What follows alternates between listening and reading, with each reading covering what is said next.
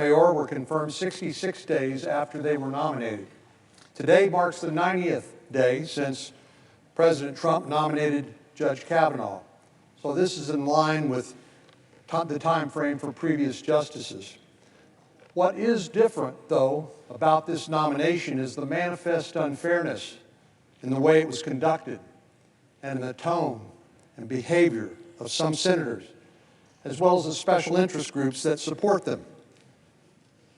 This institution used to be known as the world's greatest deliberative body, but you wouldn't know it now on this nomination. The senator from Maine said yesterday that we have hit rock bottom when it comes to the judicial confirmation process, and sadly, I agree.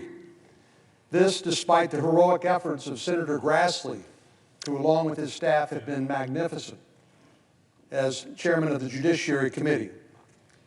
What precipitated this embarrassing period for the Senate was the intentional and deliberate withholding of Dr. Ford's allegations from the Judiciary Committee and Judge Kavanaugh until the 11th hour, and then publicly ambushing everyone else concerned. It has been a process that, in words that echo from another dark period for the Senate, the McCarthy hearings, it has been cruel, reckless, and indecent, both to Dr. Ford and Judge Kavanaugh. Still, despite these hijinks and the weaponization of the confirmation process, we bent over backwards to try to accommodate Dr. Ford once she said she wanted to come before the committee. We know she requested confidentiality as her allegations were investigated. She did not consent to nor authorize the release of her letter. She didn't want a public spectacle. Judiciary Committee staff even offered to fly to California on a bipartisan basis and interview her confidentially. But this offer was not even shared with her by her partisan lawyers. In other words, she said she never understood that offer was on the table. She thought the only way she could tell her story is in the midst of the three-ring circus that hearing became. But after Dr. Ford, the damage to her was done. When her identity became known, we invited Dr. Ford to testify. She came and did so, and I respect and admire her courage. It could not have been easy. We listened respectfully to her story. We took it very seriously. We treated her the same way we would want our wives or daughters to be treated. And we tried to learn the facts. Cold, hard facts, as elicited by an expert in dealing with sexual assault cases. We all know that after the hearing, what that attorney told us, because it became public. She said as a prosecutor, she would never recommend charges under these circumstances because, in her view, there was no corroboration of Dr. Ford's account. And there were inconsistencies in her story regarding the place, the time, and the people involved in relevant events. In other words, this was not a case of he said, she said. It was a case of she said, they said, including everyone Dr. Ford claimed was a witness. Not only no corroboration, the alleged witnesses refuted her claim, including her best friend, Leland Kaiser, who said she never met Brett Kavanaugh. Then, even after all of that, even after hiding information that should have been shared confidentially with the Judiciary Committee, even after the outrageous conduct by some senators at the first hearing, intentionally violating committee rules and seeking delay after delay, even after that, we took another additional step to address any lingering concerns. The FBI launched a supplemental background investigation. There are two words to note about this investigation: supplemental and independent. Supplemental because Judge Kavanaugh has had 6 other previous background investigations. This was the 7th. Independent because now opponents are saying that, well, the investigation was merely checking a box. It wasn't thorough or comprehensive enough. But that simply doesn't jibe with the facts. The FBI was told to investigate current credible allegations. And they had a free rein to contact anyone they wanted. And they contacted many of the people that our Democratic colleagues, Dr. Ford and Ms. Ramirez themselves, said were eyewitnesses or persons with relevant knowledge. I'm talking about folks like Mark Judge and others. So opponents are trying to have it both ways, demand an investigation, but then badmouth it when it doesn't reveal what they hoped it would. Politics should not have and didn't dictate the terms of this supplemental background investigation. The FBI knows how to do its work, and now opponents of this nomination should accept its findings. But Mr. President, this has never been a search for the truth by senators who had already announced their opposition to this nomination, some of them even before Judge Kavanaugh was named. Rather, it has become a matter of delay, defeat, and destroy. I do believe the senator from Arizona and others who joined in his request did us a great favor by insisting on the FBI supplemental background investigation. The American people can feel better that leads have been followed and exhausted for those still interested in a search for the facts. The American people now know that we took it upon ourselves to take one last step to dispel the doubts about Judge Kavanaugh's fitness to serve on the highest court in the land. And that step is now complete. So to Senators Flake, Collins, and others who requested that supplemental background investigation, I say thank you. Both Dr. Ford and Judge Kavanaugh have been badly treated throughout this process. Dr. Ford has been treated less as a real person than as a poker chip in a card game. Her wishes for confidentiality were ignored, her letter was leaked, and her story was weaponized in a political ambush. This whole charade, sad charade, has likewise been unfair to Judge Kavanaugh. These allegations could and should have been investigated by the committee under normal procedures and timelines designed to protect both the accuser and the accused.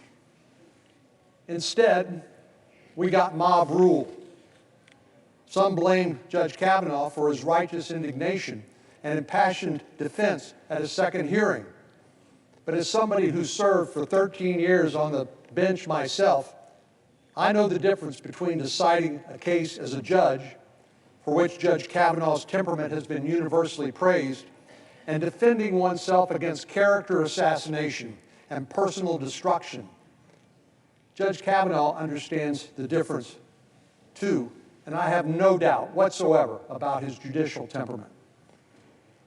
But imagine what this has been like for Judge Kavanaugh's parents, for his wife, for his children, for the friends and colleagues who know the real Brett Kavanaugh. Shocking or embarrassing doesn't begin to describe it. I am disappointed, more than I can say, at those who have unleashed these unjustified attacks on the judge and his family, and disappointed in their lack of any empathy or remorse for what they have put them through. No empathy, no remorse, none. For some of them, it seems that the end justifies the means. Chew good people up, spit them out, no problem, all in a day's work.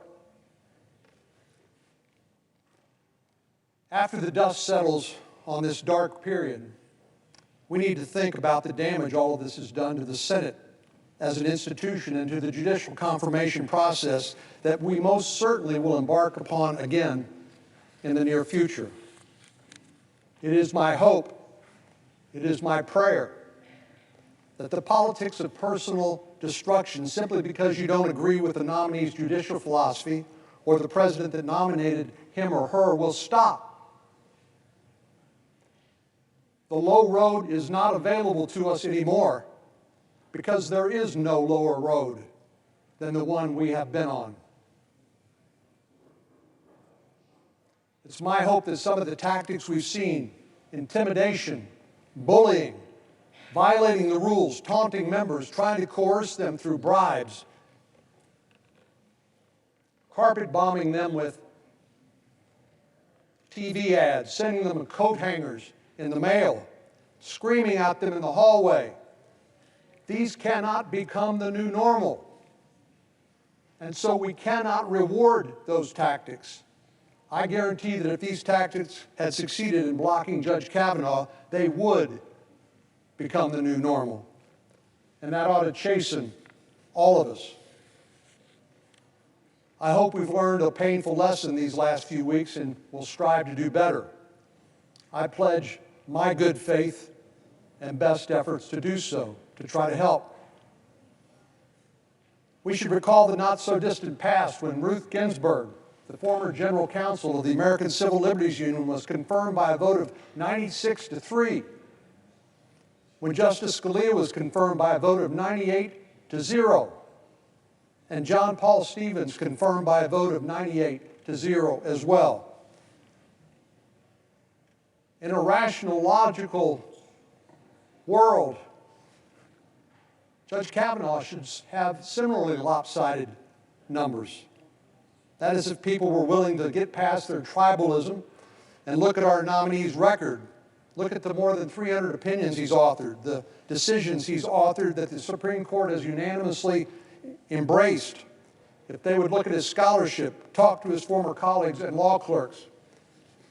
If opponents were willing to do that honestly and thoroughly, they would have found a brilliant individual who cuts no corners in his legal analysis, who lets the chips fall where they may, and respects the very important but limited role of the judiciary in our constitutional system. In my view, a vote against Judge Kavanaugh is an endorsement of the way the opponents have mishandled and abused the confirmation process, as well as the shameful intimidation tactics they've employed. A no vote neglects all that the man is and all that he has accomplished based on unproven accusations about adolescent conduct. It justifies the manipulation and mistreatment of people like Dr. Ford for political gain. It would establish a dangerous precedent and legitimize mob rule, including the presumption of guilt in violation of everything our Constitution. Has restored order to the galleries.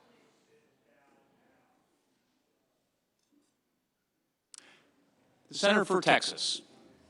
Mr. President, it would establish a dangerous precedent. Suspend.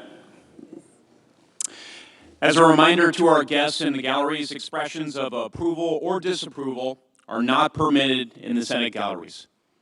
The Senator for Texas. Mr. President, it would establish a dangerous precedent and legitimize mob rule, including the presumption of guilt in violation of everything our Constitution and fundamental notions of fairness stand for. Some say we are a nation divided, but I'm not so pessimistic as some. I actually hope we can all learn. We must learn, I believe, from this cruel, reckless, and indecent episode. But a no vote will not unite us. It will help reward despicable tactics and set a new ugly precedent. It will only encourage the spurning of tradition and the flouting of agreed upon rules, norms, and process. We should not ignore, we cannot acquiesce in or condone what has happened here.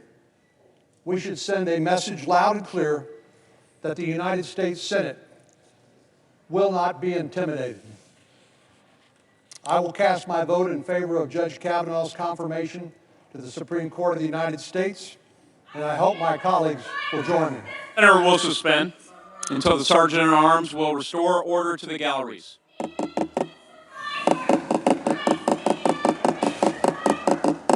Sergeant-at-Arms will restore order to the galleries. The Sergeant-at-Arms will restore order to the galleries.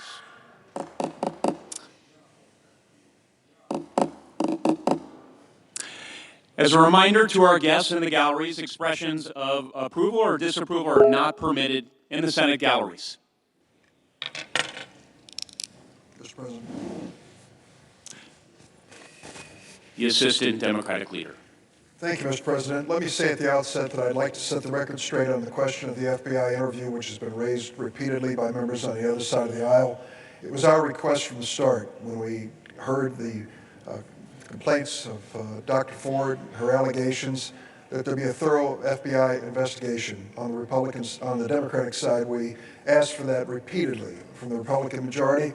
It wasn't until Senator Flake and some of his Republican colleagues made a point of saying they wouldn't move to go forward with this hearing without an FBI investigation that it finally was agreed to. Let me also add that statements have been made publicly by the public spokesman at the White House about how the witnesses were chosen for this FBI investigation. According to Mr. Shah, who works in the White House, he told us that a list of witnesses was sent by Senate Republicans to the White House, and they were included in their request. That is not the investigation we were looking for. We were hoping the FBI would revert to its professional status and to interview all of the witnesses who are relevant. Certainly among those relevant witnesses would have been Dr. Ford herself, who could have been questioned under penalty of criminal prosecution if she misled or lied to the FBI, who could have provided substantial corroborative information. She was never called on. Neither was Judge Kavanaugh by the FBI.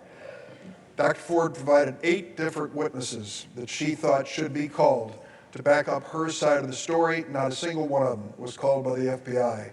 Ms. Ramirez suggested 20 witnesses be called by the FBI on her behalf. Not one of them was called.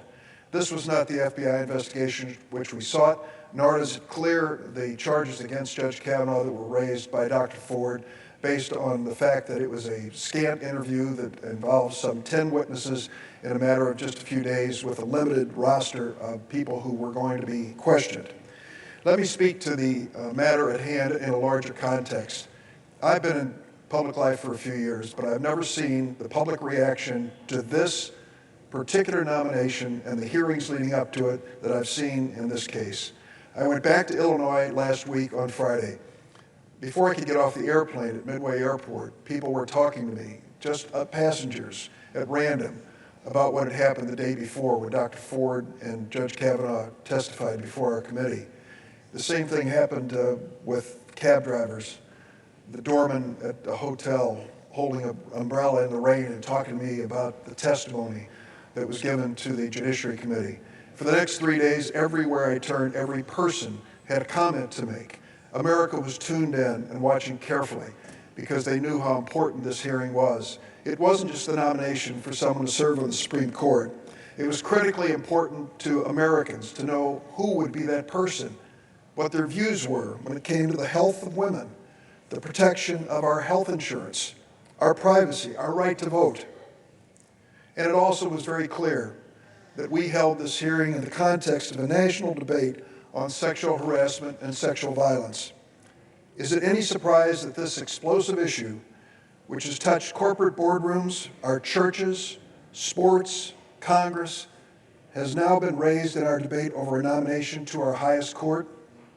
And I ask my colleagues, is there a single one of us in the last 2 weeks who has not had an experience with someone coming forward, either in writing or in person, to tell you of their experience when it came to sexual harassment and sexual violence? Just a few minutes ago, I read the latest letters we've received in our office, 2 women from my state of Illinois who told me in their letters they were saying for the first time what actually had happened to them many, many years ago, and how much they identified with Dr. Ford and what she had gone through. That is a fact of life. The fact that this touched a nerve to so many Americans, and particularly to women who have gone through this experience, should put this whole debate in context. It should not be cheapened or lessened by political charges. We ought to understand the gravity of this debate in light of the cultural change we are now facing in America.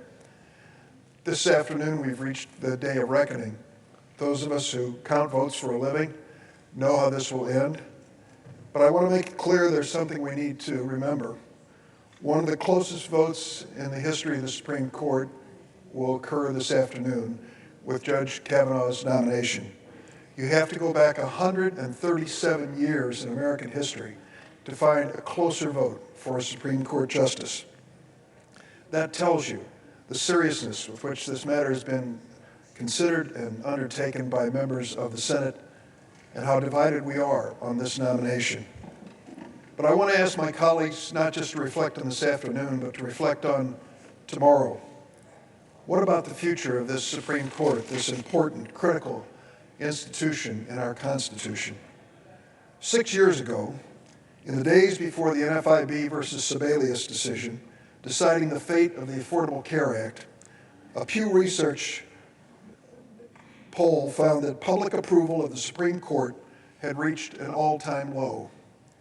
Citizens United and Bush versus Gore had branded the Supreme Court as a political tool in the eyes of most Americans. Chief Justice Roberts stepped in and wrote a decision in that case which infuriated conservatives, but brought momentary credibility to the court. Filling this critical Kennedy vacancy with Judge Kavanaugh will again raise the question about Supreme Court politics. Chief Justice Roberts, are you watching? And what can we expect from this newest member of the court, Brett Kavanaugh? After his contentious nomination process, Clarence Thomas gave us 10 years of brooding silence on the bench of the Supreme Court. What can we expect from this new justice? Will he be the soup kitchen volunteer or the Federalist Society favorite? Will he be the man who raged at the Clintons and promised revenge for his ordeal, or the judge who impressed Senator Collins as more moderate than most of us on this side of the aisle ever found him? Will he be a justice forever grateful to President Trump who nominated him, or a justice who honors the rule of law more than any political leader or political party? And what about this Senate? What should the next Supreme Court vacancy look like? Will we continue to follow the Merrick Garland, plow it through playbook of judicial appointments at any cost, freezing out a nominee to the Supreme Court for almost 1 year, abandoning the blue slip process in the Senate Judiciary Committee, ignoring American Bar Association ratings, overturning rules protecting debate, concealing documents, tweeting confidential reports? When we sweep aside all the rules and traditions of the Senate Judiciary Committee just to pile up more and more Republican appointments to the court, what is left? Thomas More, in A Man for All Seasons, said famously, quote, "And when the last law was down and the devil turned round on you, where would you hide, the laws all being flat? And if you cut them down, do you really think you would stand upright in the winds that would blow then?" So will we establish and reestablish rules and procedures that show mutual respect for one another as senators and respect for this body we are honored to serve? I sincerely hope that conversation begins and begins soon. I want to say a word about the leaders of the Judiciary Committee. Chuck Grassley is my friend. He's been my friend for a long time. We do a lot of legislation together. We have a difference in political views. He's a loyal Republican. I'm a loyal Democrat. We have adjoining states, and we find some things that we can work on in common.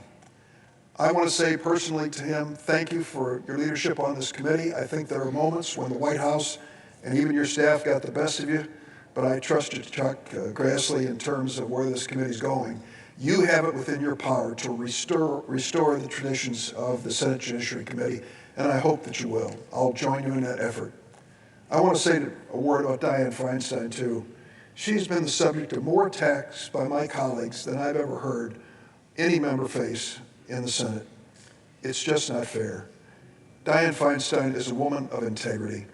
She is a person who is caring, and she has given a major part of her life in public service at so many different levels.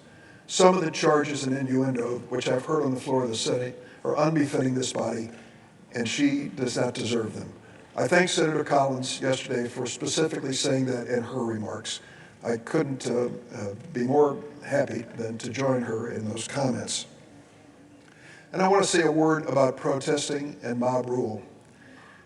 I will tell you that if you believe in freedom of speech and our right as a citizen to petition our government, then you accept some tough consequences. There are things that are said and done in the name of free speech which you may not agree with. Violence is never acceptable. Let me make that clear. But the decision that's about to be made in the United States is not being made by a mob. It is not mob rule. It is a decision made by men and women of the United States Senate who are acting in accordance with the United States Constitution. And one last point on the subject. This is one that I always remind my colleagues and even my opponents of. I believe the hottest ring in hell is reserved for those who attack our children and our families. If you want to take me out on an issue, so be it. Leave my family and my kids alone. That ought to be a rule on both sides of the aisle. There's another issue which we need to face squarely. Will victims of sexual violence be more or less likely to step forward and tell their stories after this high-profile political battle ends? To Dr. Christine Blasey Ford, to her husband and her children, I'll never forget your brave testimony last Thursday. You gave new meaning to the term civic duty. You spoke not just for yourself, but for millions of sexual violence victims who will never, ever have that opportunity. I'm sorry, genuinely sorry, for the pain that you and your family have endured. And I'm sorry you were mocked by President Trump at his rally in Mississippi last Tuesday. The Washington Post reported, and I quote, "The president laid into Ford with the ruthlessness of an attack dog and the pacing of a stand-up comedian. The crowd roared with laughter and applause," end of quote. No one could have been surprised with the president's performance. And when I hear repeated over and over again on the other side of the aisle, we wanted to treat her just like we'd have our wife or daughter to be treated, that certainly didn't happen when it came to the president's comments. We owe it to our wives, daughters, granddaughters, and all the women and men in this country who've been victimized to treat them with respect, not ridicule. We owe it to these victims to listen, learn, and stand with them as they relive their shattering experiences. I believe the debate over this nomination has created a stronger force in our nation for justice for victims of sexual violence, and I hope those who step forward know that they are not alone. Thank you for your courage. Tomorrow is another day. We are blessed to live in a democracy which protects our freedoms and gives our citizens the last word at the polling place. Today, I will cast my vote in the Senate in opposition to the nomination of Brett Kavanaugh to the Supreme Court. President. The senator for Iowa.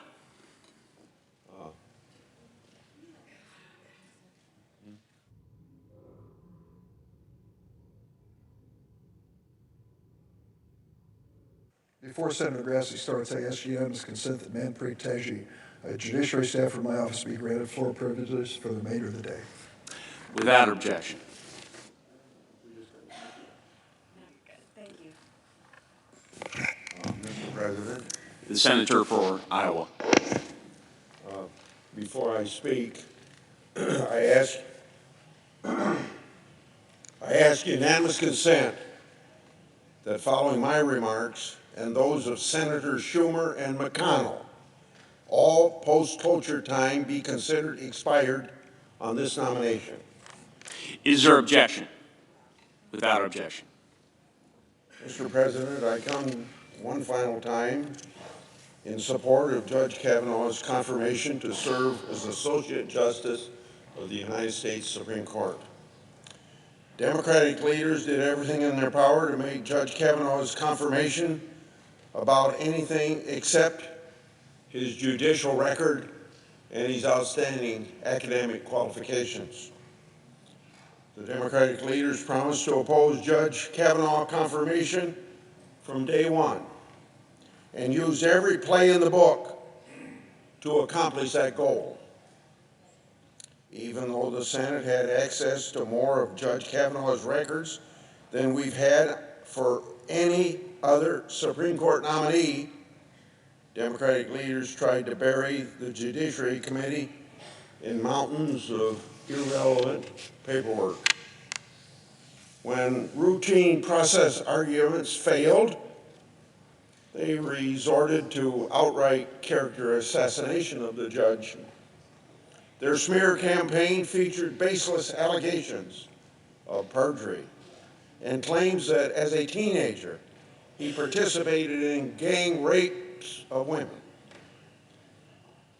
I've been around long enough to see ugly left-wing smear campaigns against Supreme Court nominees, but this was beyond the pale, even beyond Judge Thomas and Anita Hill, and I was there. I'm encouraged that most of my colleagues had the courage to stand against the politics of personal destruction. Ignored in the media circus that the Democrat leaders created was Judge Kavanaugh's extraordinary record as a judge and also as a citizen. I've said from the day the President announced Judge Kavanaugh's nomination on July 9 that Judge Kavanaugh is quite possibly the most qualified person ever nominated to the Supreme Court. He has spent 25 years of his career at the highest levels of the government, including the last 12 years as a judge on the second most important federal court. Judge Kavanaugh's record on the D.C. Circuit has been remarkable, outstandingly remarkable. On a court containing some of the brightest legal minds, Judge Kavanaugh has set himself apart. The Supreme Court, in at least 12 separate cases, adopted positions advanced in Judge Kavanaugh's lower court opinions. As liberal law professor Amir wrote in the New York Times, quote, "Good appellate judges faithfully follow the Supreme Court. Great ones influence and help steer it. Several of Judge Kavanaugh's most important ideas and arguments have found their way into Supreme Court opinions." End of Professor Amar's quote. Judge Kavanaugh will not only bring his keen intellect and deep knowledge of the law to the Supreme Court, he will bring some other very important judicial characteristics as well. First among these is a proper understanding of the role of a judge in our constitutional system. He knows that a judge should interpret and apply law as written, not how he wishes it were written. Because, as we all know, it's Congress's job to write the laws, not judges. He has explained in numerous cases that the fundamental goal of the separation of powers under our constitutional system is the protection of individual liberty. He has interpreted the Constitution according to text, history, and tradition, not his own personal views. And that is exactly the type of a person we need on the Supreme Court. Judge Kavanaugh has also demonstrated judicial independence and courage. As an example, in the 2 years after he was appointed to the D.C. Circuit by President George W. Bush, he ruled against Bush administration agencies on 23 cases. So don't let anybody tell you that he is obligated to a President Trump. We can expect that Justice Kavanaugh will be beholden to no one and nothing except the Constitution. Judge Kavanaugh also has a well-earned reputation for collegiality. He has an excellent relationship with all of his colleagues in the D.C. Circuit, and his judicial record demonstrates the same. Indeed, Judge Kavanaugh was in the majority in 97% of the cases that he participated in that D.C. Circuit. His Democratic-appointed colleagues were as likely to join majority opinions written by Judge Kavanaugh as his Republican-appointed colleagues were. He will bridge the divide in the Supreme Court. Judge Kavanaugh has also shown a dedication to public service, to mentorship, and to diversity. He spent all but 3 years of his legal career in public service. Judge Kavanaugh is a proven mentor to law students and young lawyers.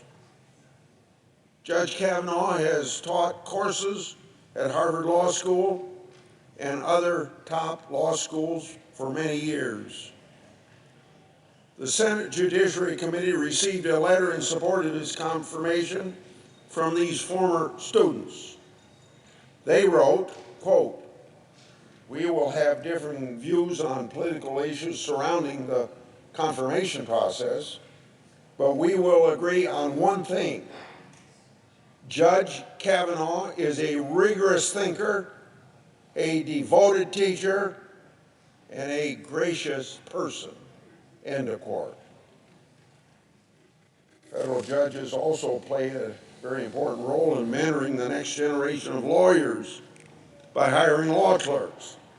Judge Kavanaugh has clearly taken seriously this mentorship role. His former law clerk submitted a letter to this committee strongly supporting his confirmation. I quote from that letter, "It was a tremendous stroke of luck to work for and be mentored by a person of his strength of character, generosity of spirit, intellectual capacity, and unwavering care for his family, friends, colleagues, and us, his law clerks," end of quote. One of the areas where Judge Kavanaugh has had a particular impact is his commitment to diversity. More than half of his law clerks have been female.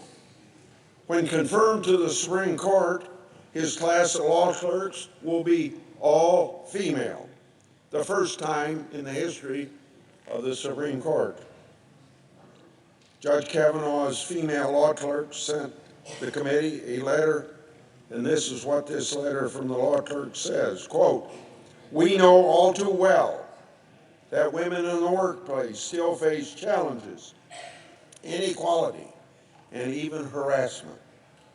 Among other things, women do not enjoy a representative share of prestigious clerkships or high-profile legal positions. But this committee and the American public more broadly should be aware of the important work Judge Kavanaugh has done to remedy those disparities. In our view, the judge has been one of the strongest advocates in the federal judiciary for women lawyers," end of quote.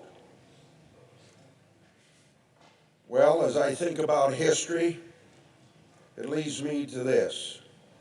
The confirmation of Judge Kavanaugh is particularly meaningful to me.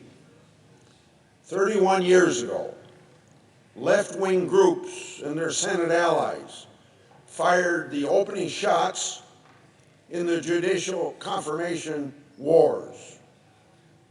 They engaged at that time in unprecedented character assassination against President Reagan's nominee, Judge Robert Bork. Since then, they have only escalated this war, slandering several Republican nominees to the Supreme Court and expanding their tactics to lower court nominees. So then, as history tells us, more than 3 decades later, left-wing groups and their Democratic allies in this body went back to the very same playbook. They tried the very same character assassination tactics against the person nominated to the very same seat that Judge Robert Bork was supposed to fill. They succeeded 31 years ago, but this time they failed. So I look forward to voting to confirm Judge Kavanaugh this afternoon and to greeting him as Justice Kavanaugh next time I see him. I yield.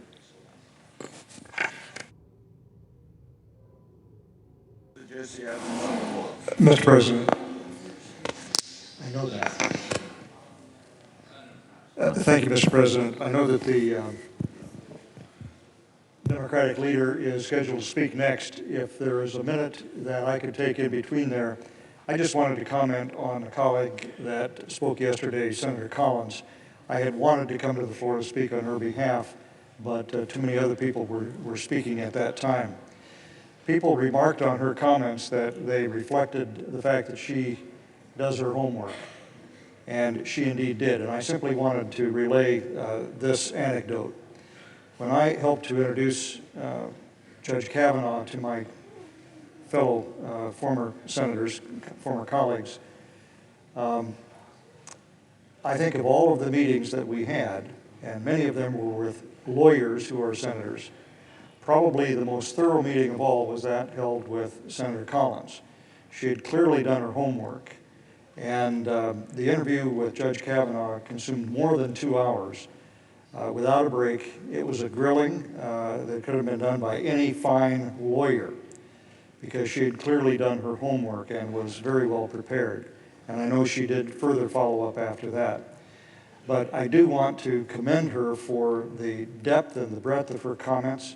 And as the Wall Street Journal this morning said, Mr. President, she not only debated like it used to be done in this body with evidence and sound reasoning, but also a reference to our founding principles and the higher things that should motivate our public service in our discussions here on the Senate floor. So I wanted to take this opportunity to commend her for her remarks, but to tell those who don't know her that this was par for the course. Her performance was magnificent, but it was not out of the ordinary for Senator Collins. Just wanted my colleagues to know that. Thank you, Mr. President. Mr. President, I suggest the absence of quorum. The clerk will call the roll. Mr. Alexander.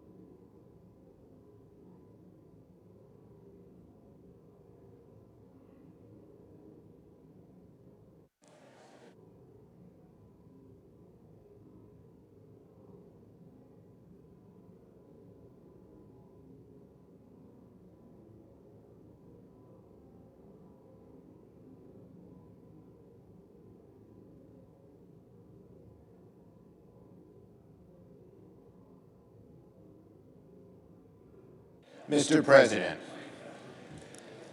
Democratic Leader. are we in a quorum, Mr. President? We are in a quorum call. I ask unanimous consent the quorum be dispensed with. Without objection. Thank you, Mr. President. Now, in a short time, the Senate will take a final vote on the nomination of Judge Brett Kavanaugh to the Supreme Court. The road that led us here has been bitter, angry, and partisan, steeped in hypocrisy and hyperbole and resentment and outrage. From start to finish, President Trump's nomination of Brett Kavanaugh to the United States Supreme Court has been one of the saddest moments in the history of the Senate. When the history of the Senate is written, this chapter will be a flashing red warning light of what to avoid. Truly, Judge Kavanaugh's confirmation is a low moment for the Senate, for the court, for the country. The Republican majority has conducted one of the least transparent, least fair, most biased processes in Senate history, slanting the table from the very beginning to produce their desired result. Why do I say this? Because they withheld over 90% of the nominee's record from the Senate and the American people. Because they refused to allow Dr. Ford to call a single corroborating witness at the hearing, including the only other eyewitness to the incident. Because they refused to have an independent investigation of the facts before the hearing in order to inform the questioning. Because they hired an outside prosecutor to question Dr. Ford as if she were on trial.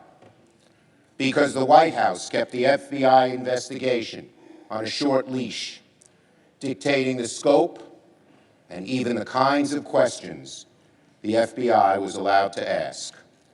Because Republican senators, sensing after Dr. Ford's testimony that a debate about the truth and facts was not working, adopted a cynical new strategy to shout, pound the table, and portray Judge Kavanaugh as the helpless victim of some unseen partisan conspiracy.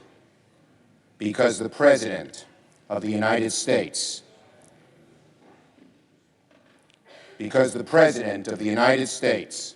stooping to new depths, even for him, chose to stand before a crowd of thousands and cruelly ridicule a survivor of sexual assault.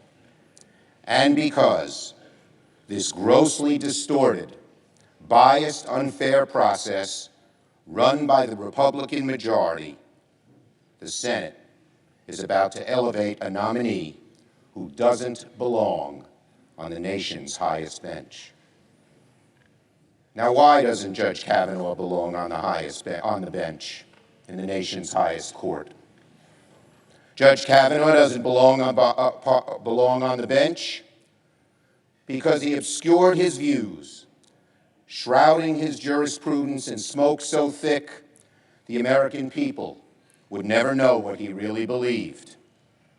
Judge Kavanaugh doesn't belong on the bench because he was chosen by a president and a far-right organization, both dedicated to overturning and undermining Roe v. Wade, and he did not a thing to refute the presumption that he would want to overturn it too. Judge Kavanaugh doesn't belong on the bench because he was chosen by far-right organizations that are bent on repealing health care protections for Americans with pre-existing conditions, and he did nothing to refute the presumption that he would too. Judge Kavanaugh doesn't belong on the bench because he believes that presidents should not be subject to investigations of any kind while in office, the distortion of our founding principle that no person is above the law. Judge Kavanaugh does not belong on the bench because his jurisprudence is deeply skeptical of environmental protections, consumer protections, workers' rights, civil rights, LGBT rights, and rights of treaties and agreements with Native Americans, and a host of other hard-earned rights. Judge Kavanaugh doesn't belong on the bench because he has repeatedly misled the Senate, putting into serious doubt his credibility, and a judge must be credible, believable, and honest above all. Judge Kavanaugh doesn't belong on the bench because he is an extreme partisan, something we have seen from his earliest days in his career and reconfirmed when he gave one of the bitterest, most partisan testimonies ever presented by a nominee. Judge Kavanaugh doesn't belong on the bench because of his injudicious demeanor. His partisan screed will go down ignominiously in history, and made it clear it would be virtually impossible for him to rule impartially on the Supreme Court. Judges must be temperate, judicious, even-handed. Judge Kavanaugh is anything but. Republican leaders knew before he was nominated that Judge Kavanaugh was a very flawed choice. But once President Trump selected him, Republicans decided they had to rush him through.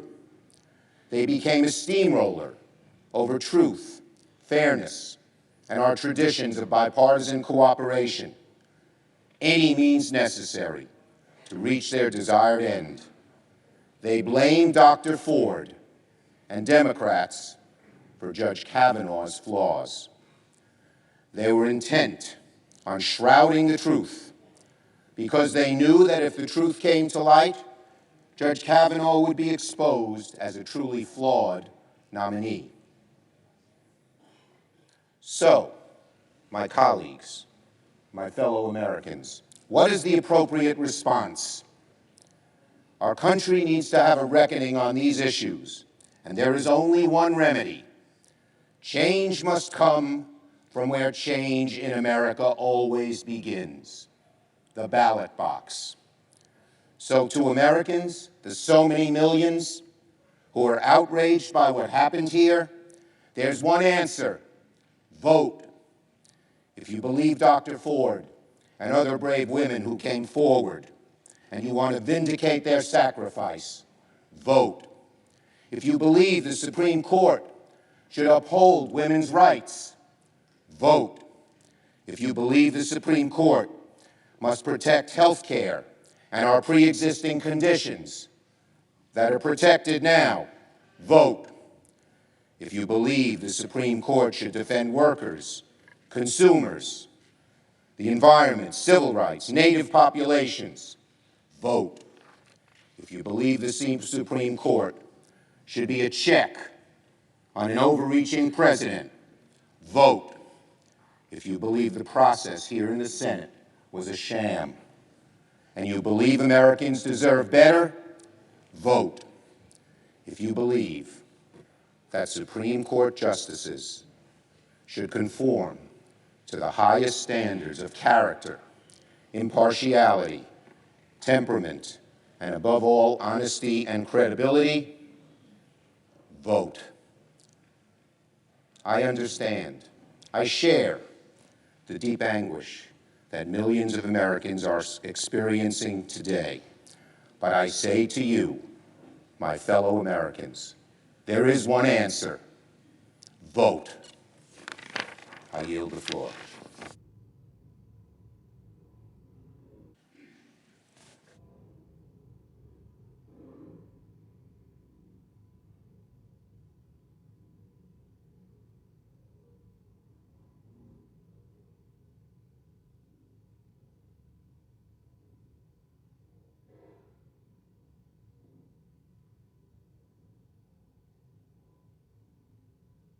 Mr. President. The Majority Leader.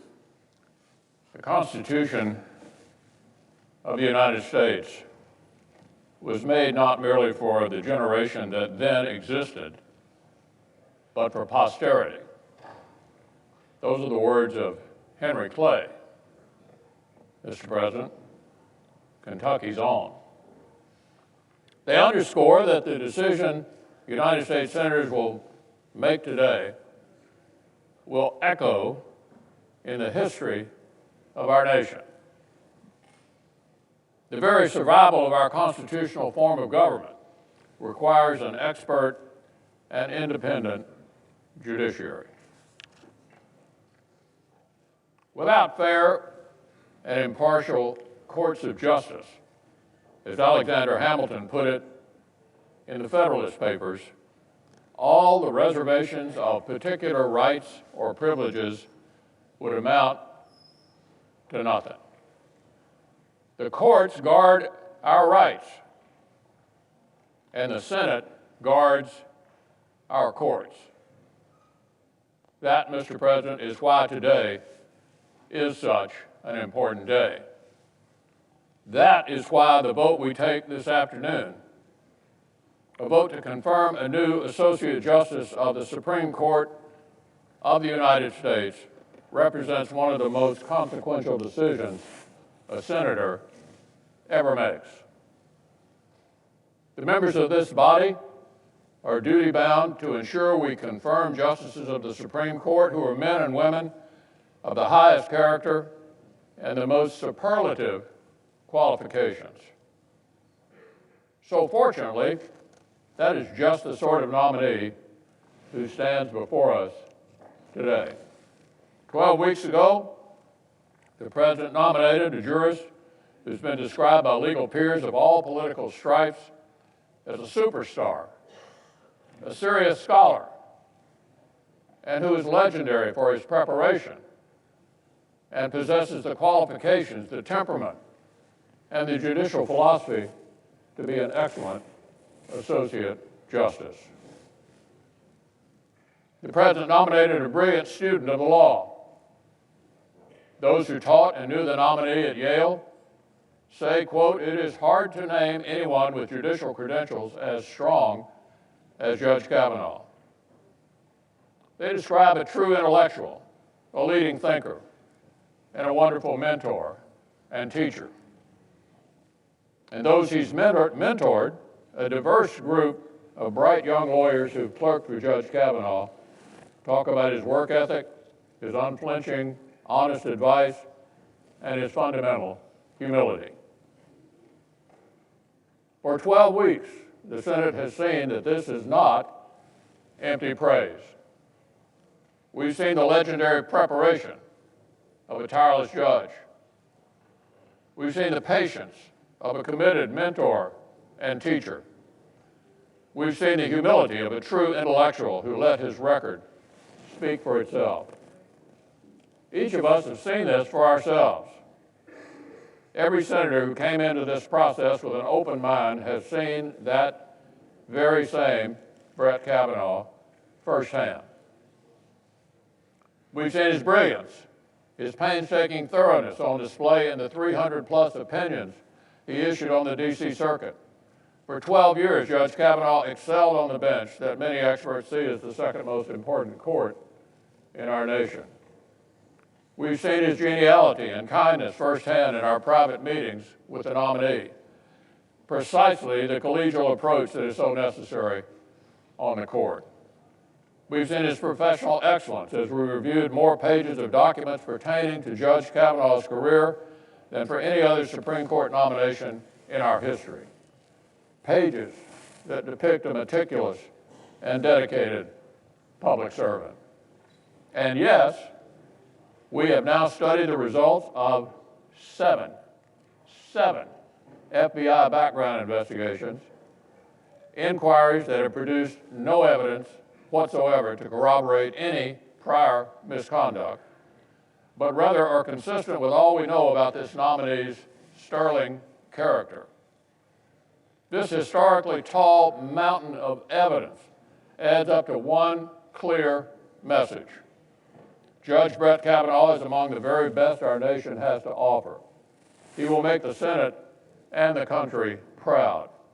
He will serve with distinction on our highest court. He unquestionably deserves confirmation, and the country deserves such a Supreme Court justice. Now, Mr. President, as I've explained, the stakes are always high, where a Supreme Court confirmation is concerned. But this time, the stakes are higher, a lot higher than they've been in the past. I can't sum this up better than our friend and distinguished colleague, the senior senator from Maine, put it in her historic remarks yesterday. This is what the senior senator from Maine said. It is when passions are most inflamed that fairness is most in jeopardy. She said, when passions are most inflamed is when fairness is most in jeopardy. We all know the events of recent weeks have strained the country's comedy and fanned the flames of partisan discord. But even more critically, our very commitment to the basic principles of fairness and justice is also being tested. Basic principles of fairness and justice being tested right here. A vote to confirm Judge Kavanaugh today is also a vote to send a clear message about what the Senate is. This is an institution where the evidence and the facts matter. This is an institution where the evidence and the facts matter.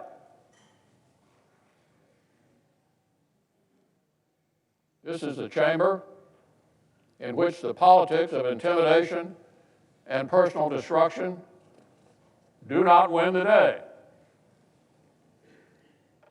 That this is the body whose members themselves uphold the same commitment to American justice that we seek in the judges we examine. A vote to confirm Judge Kavanaugh today is a vote to end this brief, dark chapter in the Senate's history and turn the page toward a brighter tomorrow. The chamber we are privileged to occupy is often called the world's greatest deliberative body for a good reason. We're called the world's greatest deliberative body for a good reason. When the rubber meets the road, when the hour is critical, when a historic precedent needs to be set, the United States Senate most often finds its way to doing what is right. Today, we can honor that history. We can vote to turn away from the darkness. We can vote to set a precedent about fairness and judgment that will define this body for the better. We can vote to confirm an excellent Supreme Court justice who will make the Senate and the American people proud. I yield the floor. As a reminder to our guests in the galleries, expressions of approval or disapproval are not permitted in the Senate galleries. Under the previous question, all post-cloture time has expired. The question is on the nomination.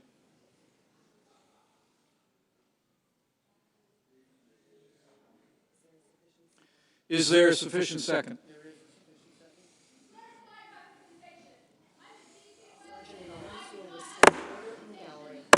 Sergeant at Arms will restore order in the gallery.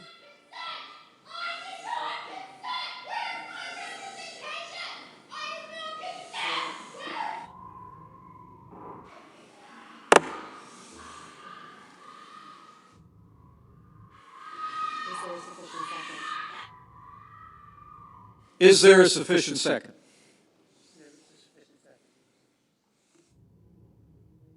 There is a sufficient second. The clerk will call the roll. Mr. Alexander.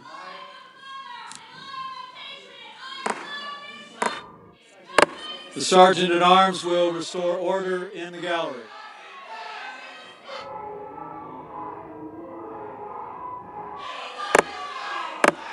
The Sergeant at Arms will restore order in the gallery.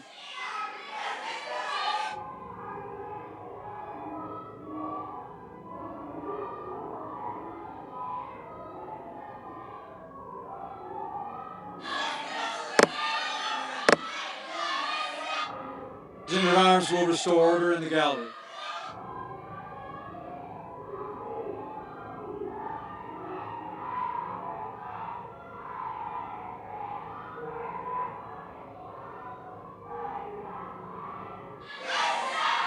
Sergeant at Arms has restored order in the galleries.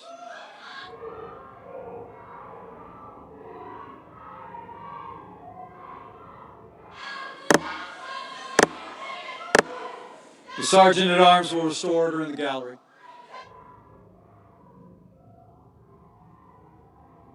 The clerk may continue. Ms. Baldwin. Mr. Barrasso. Mr. Bennett. Mr. Blumenthal. Mr. Blunt. Mr. Booker. Mr. Bozeman. Mr. Brown. Mr. Burr. Ms. Cantwell. Mrs. Capito. Mr. Cardin. Mr. Carper. Mr. Casey. Mr. Cassidy. Ms. Collins.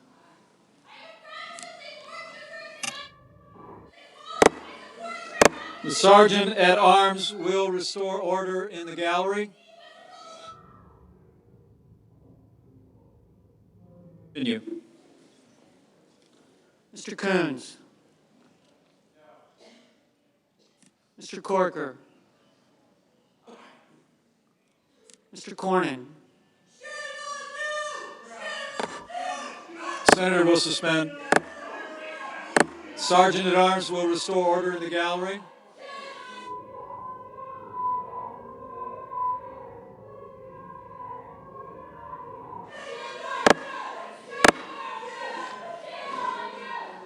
The Sergeant at Arms will restore order in the gallery.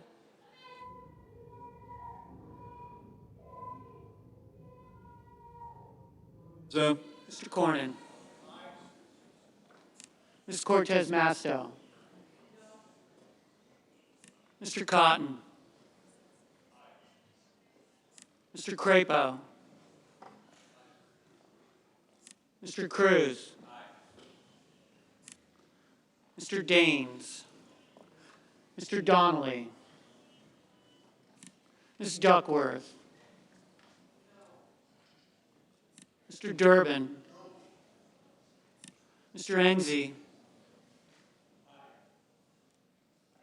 Mrs. Ernst. Mrs. Feinstein. Mrs. Fisher.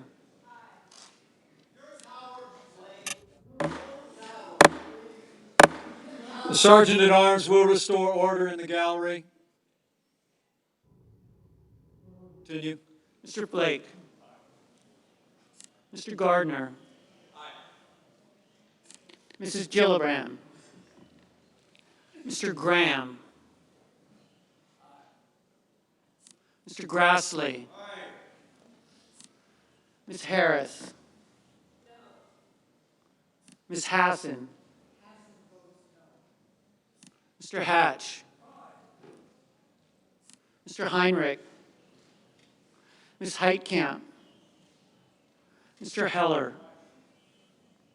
Ms. Hirono. Mr. Hoven. Mrs. Hyde-Smith. Mr. Inhofe.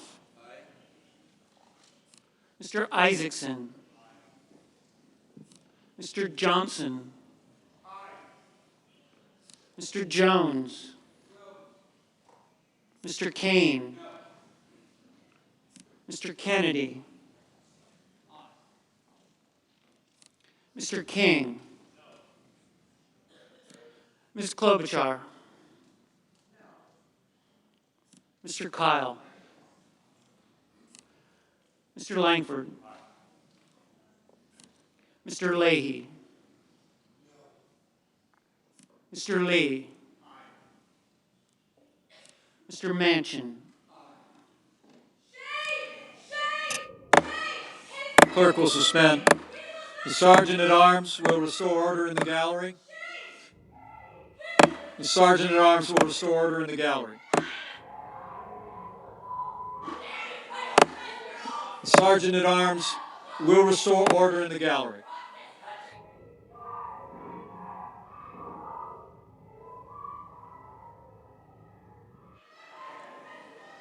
Clerk may continue.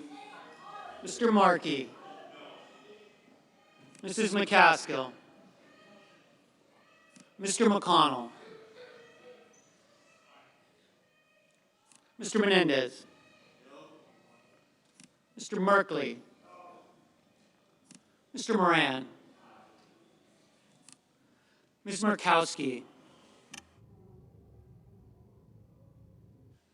Mr. Murphy, Mrs. Murray, Mr. Nelson, Mr. Paul, Mr. Perdue, Mr. Peters, Mr. Portman, Mr. Reed, Mr. Risch, Mr. Roberts, Mr. Rounds, Mr. Rubio, Mr. Sanders, Mr. Sass, Mr. Schatz, Mr. Schumer,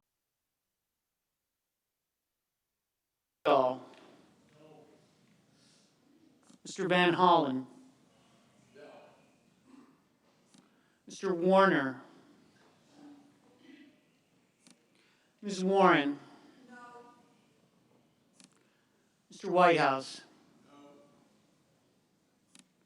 Mr. Wicker, Mr. Wyden, Mr. Young,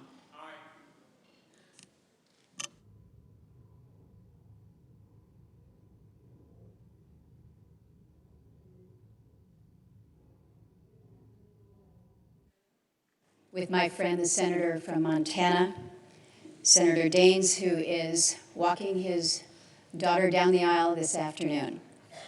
If he were present and voting, he would have voted aye.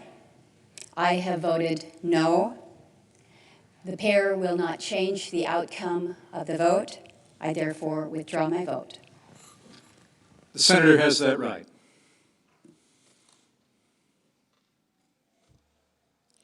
Senators voting in the affirmative: Alexander, Barrasso, Blunt, Bozeman, Burr, Capito, Cassidy, Collins, Corker, Cornyn, Cotton, Crapo, Cruz, Enzi, Ernst, Fisher, Flake, Gardner, Graham, Grassley, Hatch, Heller, Hovind, Hyde-Smith, Inhofe, Isaacson, Johnson, Kennedy, Kyle, Langford, Lee, Manchin, McConnell, Moran, Paul, Perdue, Portman, Risch, Roberts, Rounds, Rubio, Sass, Scott, Shelby, Sullivan, Thune, Tillis, Toomey, Wicker, Young.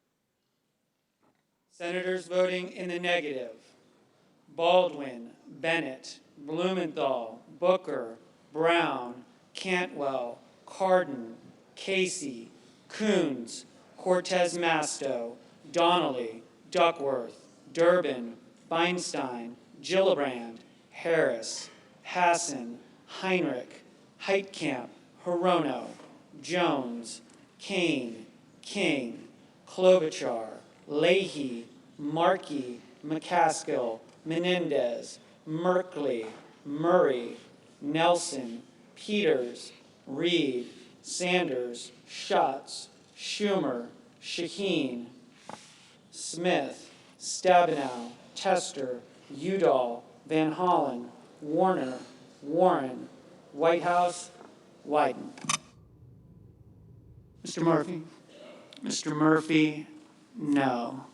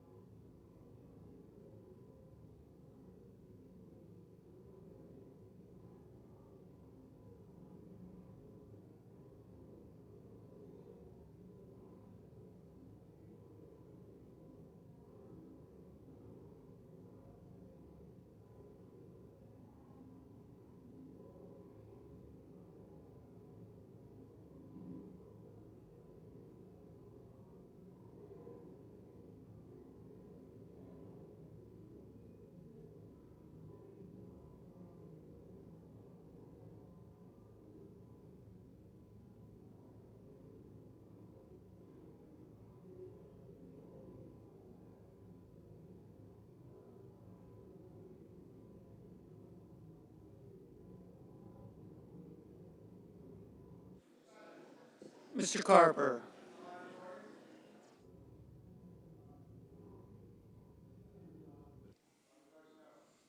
Mr. Carper, no.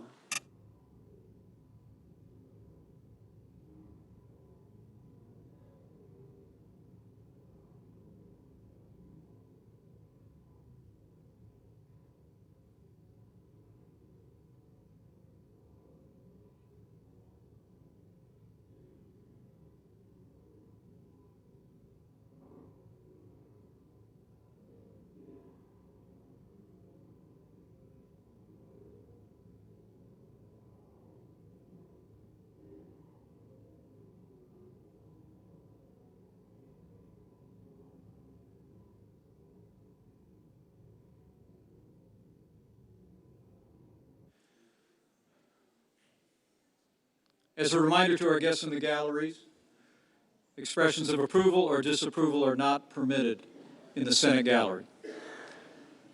Are there any senators in the chamber who wish to vote or change a vote?